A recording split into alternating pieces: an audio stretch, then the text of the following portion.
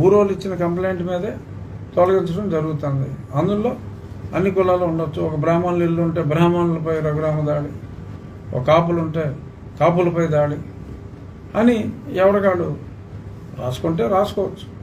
ప్రజా సంక్షేమం కోసం మరి కొన్ని చేసినప్పుడు మరి కొందరిని అమ్మో ఆ కులం జోలికి వెళ్తే మన కొంపలు మొలుగుతాయి అనే భయం అయితే నాకు లేదు. ఎందుకంటే నాకు మనుషులందరూ ఒకటే, నేను సమాజంలో ఒకడిని. సమాజానికి మంచి జరగాలి. అందులో ఒక సునీల్ కుమార్కి సంబంధించిన మనిషి ఉన్నాడు, ఆడు జోలికి వెళ్తే అమ్మో బాబు వీళ్ళు తోలు తీసేస్తారా, డోంట్ కేర్.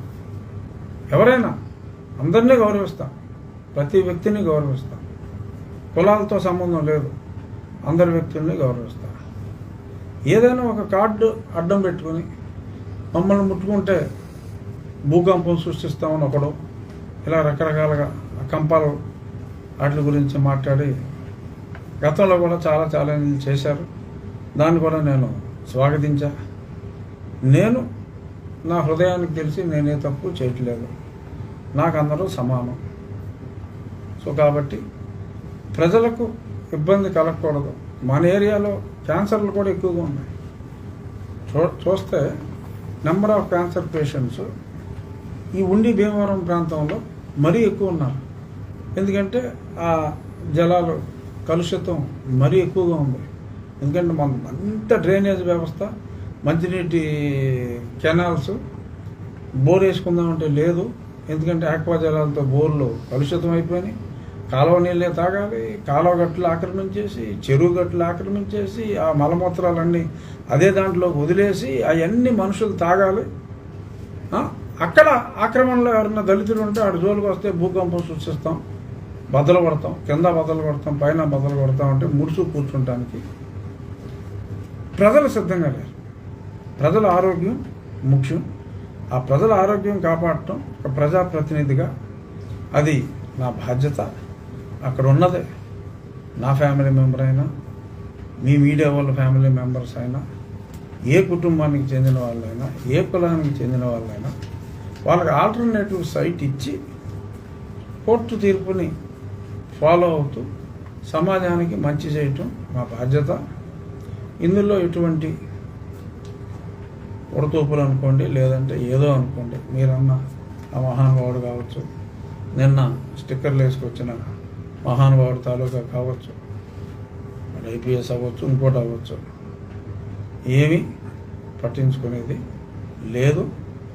ప్రజలకు ఏం కావాలో అది చేయటం, నన్ను ఎన్నుకున్న ప్రజలకు చేయటం, అది నా బాధ్యతగా నేనైతే ముందుకెళ్తా.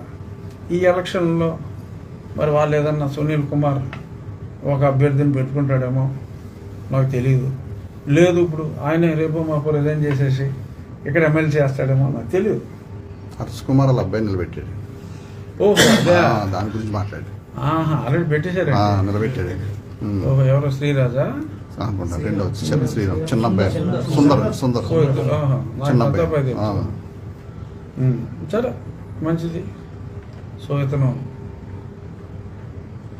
ఇలాగా చిచ్చు రాజేసి ఎన్నికల్లో లబ్ధి పొందుదాం అనుకుంటే ఓకే. మరి 3 సార్లు ఎంపీ చేసిన వ్యక్తి హర్ష్ కుమార్ నాకు బాగా తెలుసు. యూనివర్సిటీలో నా కొలీగు. నేను ఫార్మసీ చేస్తున్నప్పుడు అతను ఎంఎస్సీ చేసేవాడు.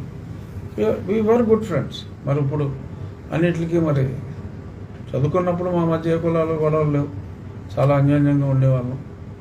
మరి ఇప్పుడు నా కులం అతను వేరే అనుకుంటున్నాడు, కానీ నేను తన స్నేహితుడనే మరి ఇంకా అనుకుంటున్నా. చూద్దాం, అతను డిఫర్ అయితే మనం చేయగలిగేది ఏమీ లేదు. బట్ ఈ కులాల మధ్యన చిచ్చు పెట్టాలి అన్నది డెఫినెట్గా ఇక్కడైతే జరగదు. అందుకని ఈస్ట్ గోదావరి నుంచి ఎక్కడి నుంచో మనుషులు తెచ్చుకుంటున్నట్టున్నారు. ఇక్కడ వాళ్ళు కూడా ఎవరో ఒకటి అలా ఉంటారు. అన్ని కులాల్లోనూ మంచి వాళ్ళు ఉంటారు, చెడ్డోళ్ళు ఉంటారు. Percentage varies. సో మరి నిన్న మరి అంబేద్కర్ ఇండియా మిషన్ వాళ్ళు ఒక 3-4 అరెస్ట్ అయ్యారు. వాళ్ళ పేర్లు నాకు ఇంకా తెలియదు. ఆ ఎఫ్ఐఆర్ కాపీ ఇది పబ్లిక్ డాక్యుమెంటే కాబట్టి పబ్లిక్ డాక్యుమెంట్గా ఎఫ్ఐఆర్ కాపీ నేను తెప్పించుకుంటాను. బట్ అది ఆ వెహికల్ నెంబర్ నేనే వెరిఫై చేశాను నెట్లో. వెరిఫై చేస్తే గుత్తుకొండ వెంకట జోగారావు ఎక్కడో అన్నారా పేరు అంటే అది కొడితే ఈ గుత్తుకొండ వెంకట జోగారావు, వర్షాల్లో రోహిత్, ఈ గ్యాంగ్ అంతా మరి ఒకే కంపెనీ స్థాపించినట్టు వ్యాపారాలు చేస్తున్నట్టు మరి ఇవన్నీ వచ్చినాయి. చూద్దాం రాబోయే కొద్ది గంటల్లోనూ మరి రాబోయే కొద్ది రోజుల్లోనూ ఇకనైనా పాతాళ వెంకట సునీల్ కుమార్ పుత్రుల పార్ట్నర్ అయిన గుత్తుకొండ వెంకట జోగారావు మరి దొరుకుతాడా, ఎప్పటికి దొరుకుతాడు, ఏమవుతుందో చూద్దాం వివరాలు.